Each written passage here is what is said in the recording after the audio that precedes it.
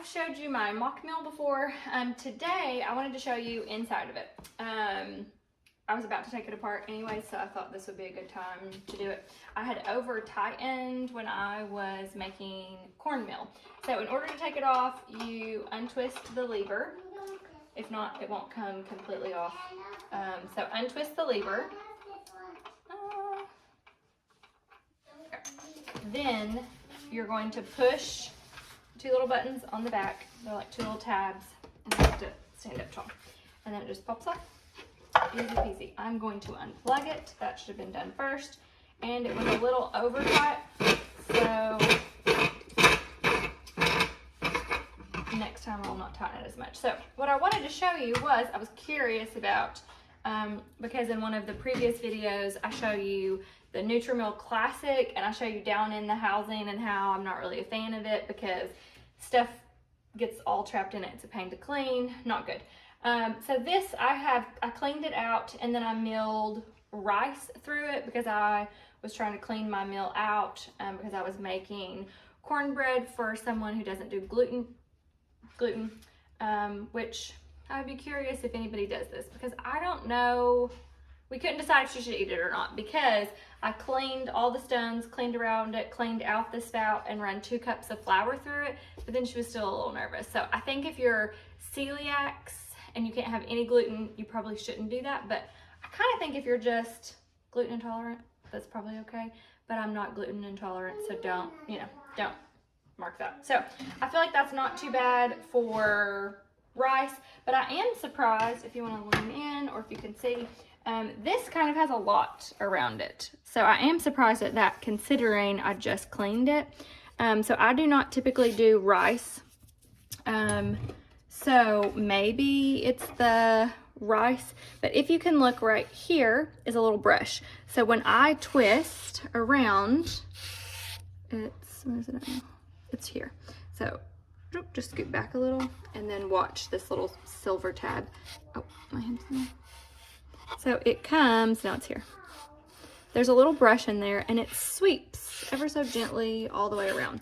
So I just did this, but I'm going to just take my finger, clean around. Maybe I'll get a little pastry brush. I will say the Nutrimill Classic comes with a little brush. So that is nice. But the little bristles, I am afraid will get stuck down in here. So I think a rubber one is good. You also don't want to do what I just did. You don't want to get it around here. I think I could probably vacuum it if necessary. But I'm just going to do a little bitty sweep off. There's 2 springs right here.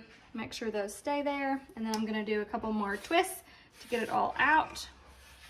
And maybe even tip it forward. Do not pull the spout. Do not pull the spout. Do not pull the spout. It is tempting, but do not do it.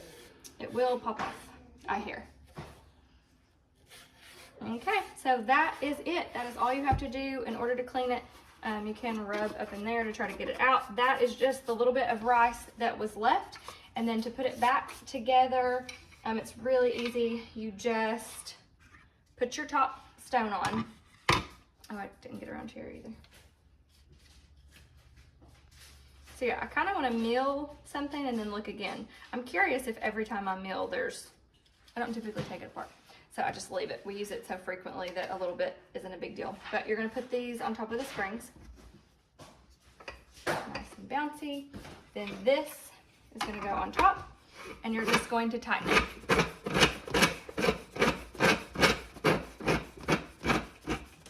Until it's tight. See how it's just really won't go any further. And then I'm going to put the lever switch on this side. Then I'm going to snap it back on. And then your lever goes right through here. This is also how you can adjust it. Basically, I think it goes up 3 levels and down 3 levels. It isn't just 1 to 10, but I don't want to do that right now.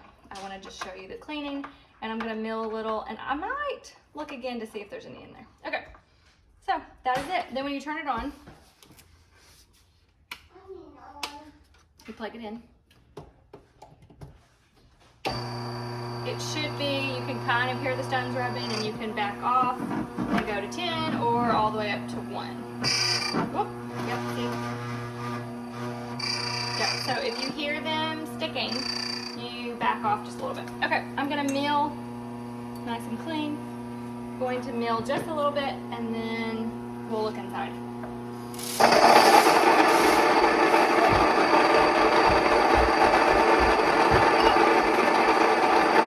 Okay, so I'm back and I have the little helpers. What I'm gonna do is I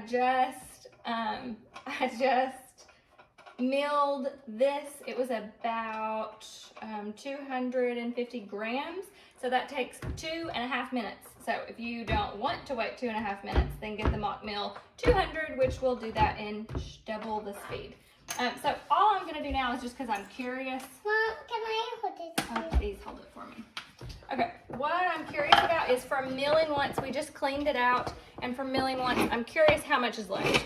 Like, how much gets stuck.